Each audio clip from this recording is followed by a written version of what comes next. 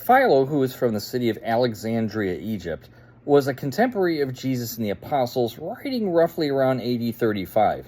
In his writing De Vita Contemplativa, not only did he affirm the threefold Jewish division of the law, the oracles of God written by the prophets, and the Psalms along with the rest of the books, mirroring the same threefold division described in Luke 24, he also mentions not only the 5 books of Moses, but also many of the books of the prophets, as well as many of the writings. What's curious is that even though Philo would have been familiar with the so-called Kyge recension written roughly around 35 years earlier, which had added the book of Baruch to the book of Jeremiah,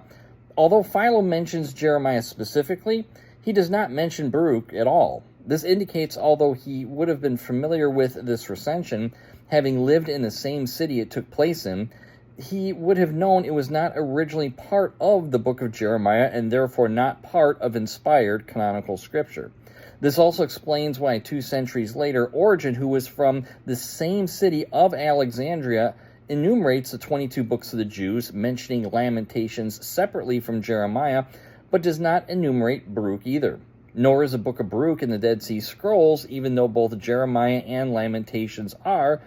And even though Baruch is mentioned in the New Testament, it's never once quoted specifically as scripture like Jeremiah is. This indicates Jews both prior to and contemporary with the time of Christ did not consider the book of Baruch to be inspired canonical scripture like they did with the books of Jeremiah and Lamentations.